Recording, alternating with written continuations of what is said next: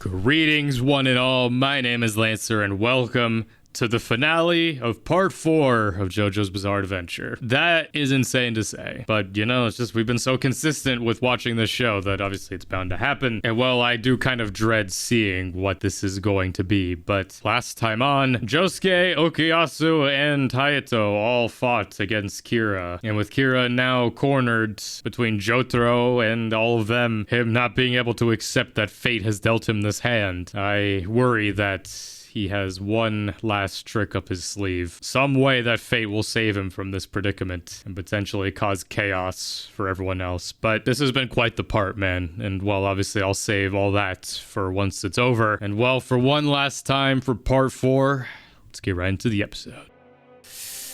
Diamond is unbreakable. Let's see it.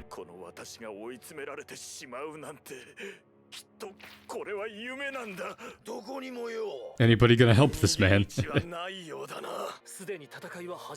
Yeah, well, you're already a part of it. Ma'am, step back, please. Don't give him a hostage. Why did we let this happen? Grabbing onto the hand. I don't know, walk then. You have legs.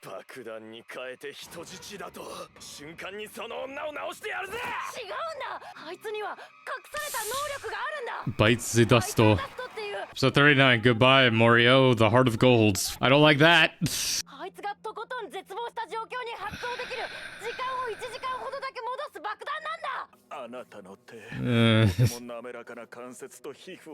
Don't lick her hand, please.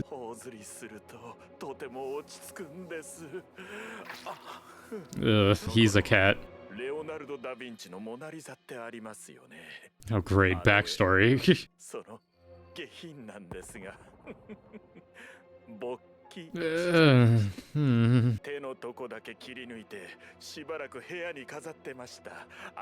Right. This man's a freak to the very end.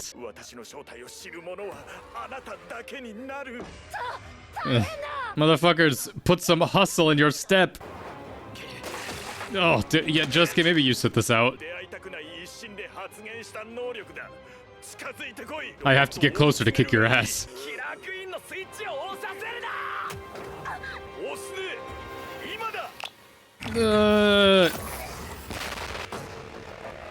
Zawardo. Are we gonna fight in the fucking multiverse?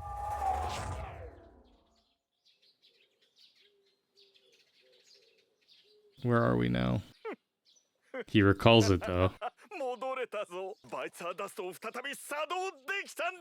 Gotta be a catch to it though.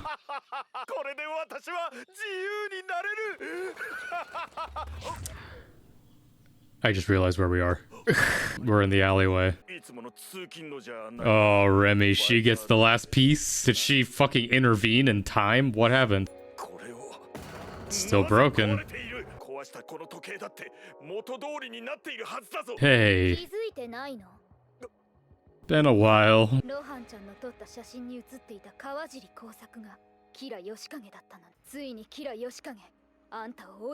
Is this like her ability or something? Also, you turned around.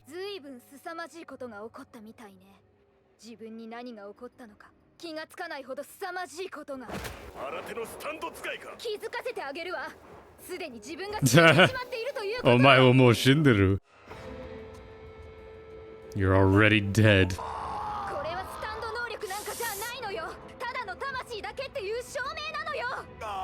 That's crazy.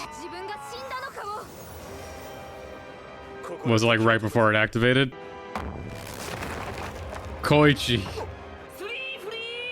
He doesn't even remember this. Let's kill the hoe. Zawardo! Why did you stop? I mean, that's what started this all.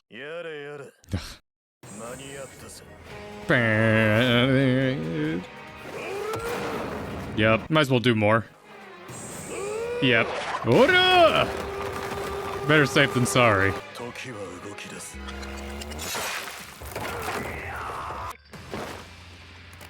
My boy, Jotaro. Figured we should have, like, cuffed him or something during that time, but yeah, incapacitate him.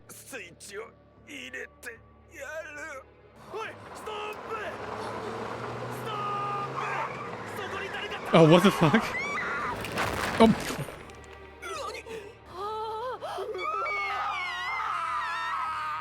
That's just, whoa. That's it? That's how he died? Oh, you're just making it worse. Honestly, I love that. All this build-up, all this stuff, just for him to get run over accidentally. How's that for fate? Yeah.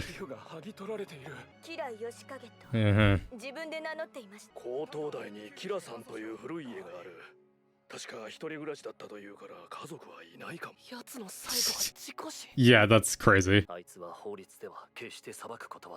In the words of Mace Windu, he's too dangerous to be kept alive, you know, and plus where could you keep him? Again, unless there's like this stand jail that I don't know about, but that is insane that that is how he goes out. Like, that's kind of just so perfect. No one meant to do it. It was an accident. It's just like, well, no justice or mercy for anyone, but your actual dad. How are you gonna explain this to mom? Also, he's bleeding out, dude.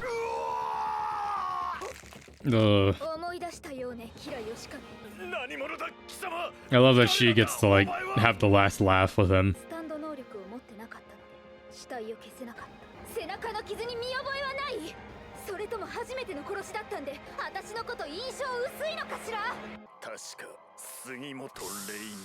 There you go.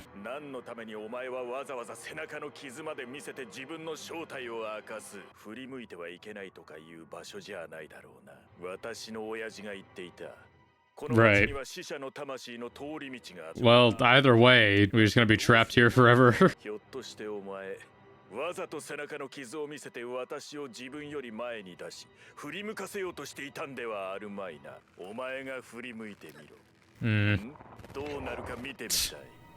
Okay, that was cool. Kind of missed his old face.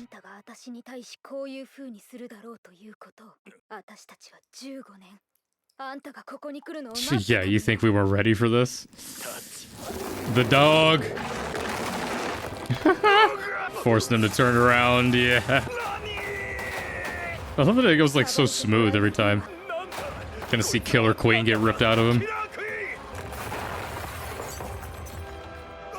Jeez. Yeah, I want to know where this place is. This hell.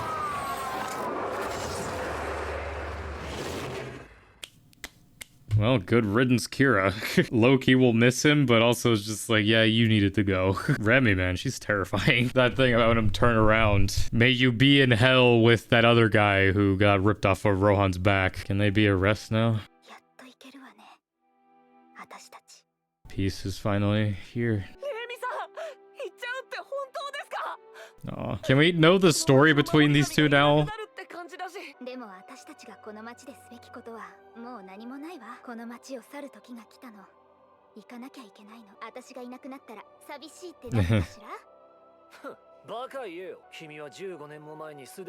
I don't even remember.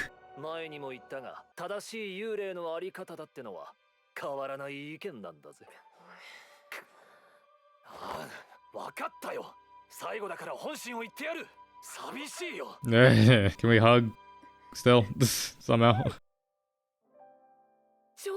What's up, gang? That was dad too. What's up, guys? Y'all didn't really do a whole lot.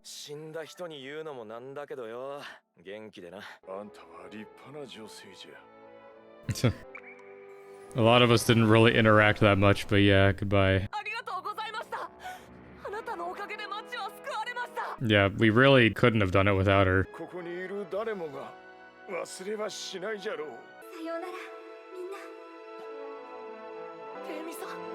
May you go to heaven properly this time. Is the goodbye Morioh like her saying goodbye? Yeah, how are we gonna resolve this? It's been a hell of a day. We're playing this song. I just got instant chills. So never. 最近背伸びた？森王朝はとても深く傷ついた。町が生んだキラヨシカゲという怪物によって町自身は傷つけられた。しげちー君の家族は息子が帰るのをずっと待つのだろう。殺された娘や兄弟の帰りを家族たちはこれからもずっと。Hopefully they get to know though. この痛みはどうやって癒せばいいのだろう。 Just give him some closure. 心配かジョータロウ。この町を去ってしまっていいものかと。ああ、少しな。事件に関わるジョースケたちを見ていて、一つだけ言えることを見つけたよ。He never even got to see his この町の mom. 若者は黄金の精神を持っているということを。Yeah, they'll be alright. 正義の輝きの中にあるという黄金の精神。Yeah. ジョースケたちの中に見たい。 Aw. この町はもう心配ないよ。おいジジイ。我が誇り高き息子に別れを言おうかの。 Would have liked more interactions with them. お前の言う通りちゃんと財布に入れたよ。幸せを祈っておるよ。 So you might not ever see her again. 入れたのね。 Oh. ダイヤモンド。もらっとくぜ。 Ah. 父親ならよ。 Plus, you kind of owe me money. 家に持って帰ったらまたばあちゃんと揉めちゃうぜ。撤回するかい。元気でな。 Is this the Sonoshi no Sadame guy? 透明の赤ちゃんは Yeah, I was gonna say, who was this baby? ジョセフ・ジョースター。 Right, okay, another child that he has to explain to Suzuki. 森王朝の滞在中に執筆した海岸で見た人手に関する論文で博ああ士号を取った。 Cool. あいつのジュース飲んでやる。 No. 光一くん。 Oh, right, the rock. Aw. This again. Can this somehow fix him? They kept the flower. お目目バッチリ。ここの Oh 料 my 理す god. ごかった。 This guy truly had the most powerful stand. 俺様輝いちまった。 Shining diamond? 行方不明だったキラさん。 No, right. あれで Even the side characters get closure. Rohan, man, like he turned out to be the biggest surprise. I'm sure you have a lot of inspiration now. Oh god, not the fucking... This guy, I don't care. とても面白いです。 So he is like stuck here now? Well, I guess since they entered it. 99年の夏は Yeah. ほとんどの人々にとって知ってるかロハンがよ亀湯で万引きして What? Why? んじゃ行くか。 One last little zesty pose for the end. Part 4, end. Damn, I was hoping for a little something extra, but... Well, that was part 4 of JoJo. Interesting that that's how it ends, with the three of them spreading rumors about Rohan or whatever. Just like, I really don't know how to feel. I thought Kira doing the whole, like, bites the dust thing was gonna be a bigger deal. I mean, that was my own fault. I thought it was gonna be, like, some bigger, like, multiverse, like, breaking shit. But again, I think that ending for his character is very fitting. After all that, he just gets accidentally killed. We got some history, though, with him at the very end, though, just where his hand fetish came from. The Mona Lisa, just staring at it. It was cool that he went back to his original face, like at the end. Like, oh yeah, that is what he looked like. I mean, I got so used to how he looked here at the end. Man, every time that song played, that ending song where, like, you know, it's the song that played at the end of part 3 too. Like every time I hear it, I get emotional. It's like, oh, the end of the journey. Which obviously ending it with like Great Days playing made more sense for this. Again, I'm kind of left with the same feelings that I had at the end of part 3. I don't feel like we got a lot of closure on stuff. Like, I mean, Hayato, I guess someday is gonna have to explain to his mom just like, yeah, dad's never coming home. And well, ultimately what I thought would happen with Kira being defeated, kind of, I did predict it, just where it's like everyone played a role sort of in getting him beaten. I did like what Rohan said at the start, just like, oh, the battle started before we even knew it. Overall though, part 4, as I've been watching it, it definitely went by faster than part 3. Well, to be fair, it's about like 10-ish episodes shorter than part 3. Even still, I think I have a lot of the same gripes that I had with part 3 that I have with this, where, you know, I feel like a good chunk of it could have not happened and we still would have got the same outcome. And again, like, it kind of I mean, every part sort of starts this way, where it starts really strong and my intrigue is at its peak, just coming off of the previous part. It's like, all right, what are we doing? What's going on? Who's the threat? And then like it kind of trying to keep that intrigue for a while, and then like kind of peters off towards the end, but then it came back obviously with Kira. But I mean, again, going into part 4, all I really knew was Kira as the antagonist. A lot of the earlier stuff in part 4 was kind of stunted, I feel like, because of that, because I was just sort of waiting for Kira to be introduced. And well, I guess I'll talk about this now because I've been thinking about it. Like, all this stuff with Kira has been really cool. I loved it. But overall, I don't think part 4 is gonna be anywhere close to one of my favorite parts. I think I definitely enjoyed part 3 more than part 4. It's two different stories. I mean, at the same time, it's very similar. I think my problem with part 4 is that for a while, I just didn't know what our goal was. Again, like part 1, 2, 3, it's established right off the bat pretty much who our main antagonist is going to be, how we go about defeating them, and then, you know, getting to the end with, you know, Dio, the Pillar Men, and then Dio. Whereas at part 4, again, Kira's not introduced till like damn near halfway through the part. I talked with some of my friends recently about this. Like, I would have liked if Kira was at least sort of teased, which, I mean, he is teased at the very beginning, obviously, because we start with like the Mori Mori radio and then like the hand on the table going into the title card. And then there's a little bit of that sprinkled throughout, but I would have liked if there was like a little bit sprinkled throughout, just like maybe seeing him walking in the background, or just like, I don't know, some more of like the chopped off hands. It's kind of the reverse of my problem I had with Dio in part 3, where I loved in the first half of that, we had a lot of those scenes, mainly at like the end of episodes, where it's just like Dio talking with some of the other stand users, or just like touching his body, being like, oh, they're coming, Jonathan. So it's just like, you know, as our protagonists move forward, we're establishing more with the antagonist, just like, okay, he's still keeping track of them. Because like with part 4, a lot of it ended up kind of being like the stand of the week thing again. And so like once Kira was introduced, it was just like, oh, okay, so he's just another one of the stand users shot with the arrow, except he's more of a threat than any of the other ones have been. The intrigue was definitely there. Like, again, the second half with Kira's story has been fascinating. I mean, so far, I think Kira might be my favorite antagonist. I don't know. Like, I love the theatrics of Dio. He's evil and rotten to the core, and I just love that he commits to that. But with Kira, I do love that, like, he's so creepy, but, like, he's still, like, kept together, but, like, by a string, basically. There's still, like, so much with his character that I feel like wasn't shown. I understood like his fascination with hands and like where that started as a child, but the connective tissue from like that to him being like, you know what, I'm gonna murder people, you know, just that fascination with, you know, those lady hands and just like wanting to keep them with him all the time. I do like that Reimi was the one who basically had the last laugh against him. Oh, there's so much with this part though. It's just, this part was long. It was 39 episodes, which, I mean, again, it wasn't as long as part 3, but still, like, it was just as much of a journey. Even though we didn't go anywhere, like we stayed in Morioh the entire time, which I guess is like another gripe I have with it, which, I mean, I get it. That's the story we're telling with this part, is we're staying in this one place. It's just because like we come from part 3 where it's just like we're literally traveling across the world. So like we're getting like different set pieces and different stand users, whereas with Morioh, it's like we're getting different types of stand users, but it's like, you know, we're in the same area, the piss yellow sky. It is interesting though, because going into part 5, I'm curious who the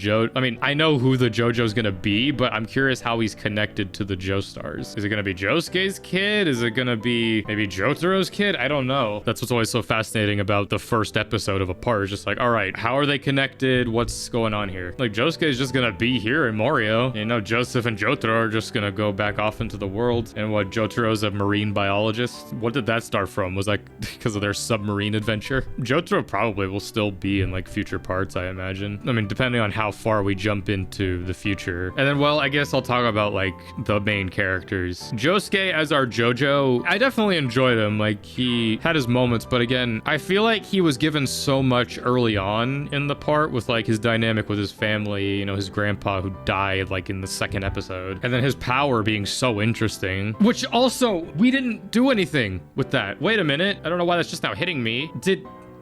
So did we not time travel? That didn't go anywhere, unless that's gonna be something that happens later. But the whole thing of like Josuke saving Josuke, that didn't come back. Because like we set up this whole thing with like Bites the Dust being like a time travel-y power. I thought it was gonna be some shit with like that, and also Crazy Diamond and maybe Zawarudo, where like that all made like some singularity bullshit in time, and then like maybe Josuke went back in time. Because that's what's been keeping my intrigue this whole time, has been that. Oh my god, we're gonna Attack on Titan this shit. it. Which, I mean, to be fair, maybe it'll come back later. That just seems like such a weird thing to have. And then we didn't do anything with that. I mean, unless it's just one of those things where it's just like, hey, like keep track of it. If maybe at some point in either part 5 or 6 we time travel. I'm just kind of left like, so much happened in this part, but at the same time, how much of it really affected the world at large? Not really. I mean, we ended this like 15-year-old murder mystery with Kira. You know, it's not like nothing happened, but it's just like, you know, you come from part 1, 2, 3, where it's this 100-year connected journey, and this still being part of that. It's like the only connective thing really was just like obviously Jotaro, Joseph, and then like the arrow from Enyaba. It just kind of felt like we were picking up the scraps left behind by Dio. This part's gonna be interesting to stew on. I'm definitely gonna talk more with my friends about it. That's been the fun part lately of doing JoJo's. Is one of my best friends, his favorite show is JoJo's, and well, like every time I see him, I like, you know, talk to him, and he's showing his girlfriend JoJo's. So it's like I'm kind of like I'm farther behind than they are. So it's like every time I see them, I like have my time and be like, so this is what I've seen now. So it's gonna be interesting to talk about this part. Again, this part had so much in it. I dare say it had so much potential that didn't really go anywhere. Well, I guess like with Josuke's character, it did have that like full circle thing where it's like he tried to save his grandfather and it didn't work and he still died. And then at the end, the same thing nearly happened with Okuyasu, but it did work this time. Which again, like this show sometimes, it does the whole thing of like the stand steam that comes off of them, which then is like, oh, so they're dead. But I mean, now at this point, I'm just like, okay, if it hasn't done the text saying this character is dead, then they're not. So that didn't get me, but it's just like,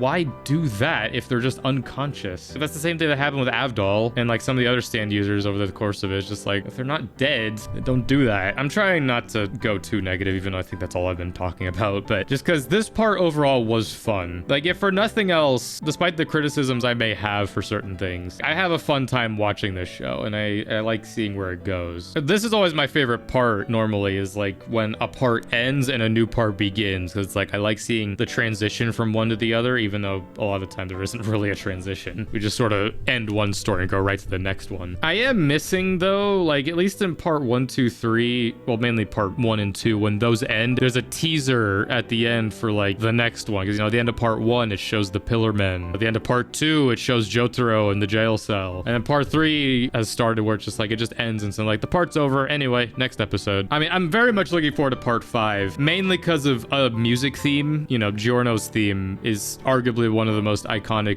JoJo music themes, which I can't wait to finally watch that part and get context for that song and have it mean something to me. I mean, if for nothing else, I do like at least JoJo parts just like, all right, well, if I didn't like the previous part that much, at least the next part will get new characters and we can just see where we go with there. I mean, overall, I definitely enjoyed the characters in this, like the main ones. I wish Jotaro was a little more involved than what he was, but I get that like we had all of part 3 in which he was the main character. And plus Jotaro is pretty overpowered, which is why I'm shocked he was nearly killed during the first fight against Kira. And even still, he managed to nearly beat him. The powers were cool. Like all the stands in this, I felt like were really interesting. I felt like Araki took what he established with stands in part 3 and has made them even better now in part 4. Like the stat charts made more sense for the stands. The powers seemed more intricate and interesting. I'm still iffy on the introduction of ghosts and stuff and them also having stand powers. Again, I feel like I have so much I still could talk about with this part, which a lot of it will end up kind of me talking about criticisms. The art style change, like I talked with my friends about it, just like going from part 3 to part 4, it's such a stark change. I mean, I do like that overall with each part that it kind of has its own style. I mean, parts 1 and 2 kind of have the same style. Part 3 is very different. It's so like sharp lines, very deep shading and kind of dull colors with a lot of it. And then part 4 is very bright, vibrant, very smooth. My only gripe with it is just like the lips. I don't like the lips in this part. They're very just like pronounced and a little too smooth, but other than that though, I like it. It's like very comic booky looking, which I do enjoy. Overall, I think my favorite character in this part might have ended up being Rohan. I would have liked to have known what the story was, because Rohan and Reimi grew up together, but then she saved him and Kira killed her. Like there's still gaps in that story that I feel like were not filled in and fleshed out, which I was kind of hoping here at the end, at least with them talking, be like, so here was at least flashes of what happened. I don't always need stories to hold my hand. Like I can fill in gaps, so it's kind of just like I'm still a little confused on what their story exactly was and why he doesn't really remember. I mean, other than the fact that he was young and, you know, trauma at a young age can you know, mess with stuff. Rohan was cool. I did love Okuyasu as well. I mean, he's an idiot despite having a stand power that's pretty broken. And Koichi just always ended up having the worst one-off episodes with how much it was emotionally manipulated, but at least he got the girl in the end, even though I don't know how I feel about that story still. Overall, yeah, I could yap a lot about so many individual stuff with this, and this will be an interesting part to go back and rewatch and look at certain things. There's definitely a lot in this part that I'll skip. Probably most of what I'll rewatch will be the Kira stuff, and I cannot wait to jump into part 5. I know who the JoJo's gonna be. I'm curious to see how he's tied to the Joestar bloodline, if he is at all. And overall, part 4 was a very fun time. Though it probably won't even be in my top 3 of parts by the end, it was a story, and I had a good time with it. If for nothing else, I remember it for Kira, and also a lot of the amazing music that was done in this. You know, Kira's theme, Josuke's theme, Crazy Noisy Bizarre Town, at least my 3rd favorite opening. And yeah, this was my reaction to the finale of part 4 of JoJo. And well, I cannot wait to get into part 5, but again, for me, I'll take a break on that for a little bit. Stew on part 4 and get ready for that, because obviously part 5, I'm pretty sure, is also 39 episodes. And well, we'll get into all that next time. But either way, this was my reaction to part 4 of JoJo. Join me next time as we begin part 5, as well as everything else that'll be coming out soon. So until next time, I'm Lancer. Thanks for watching.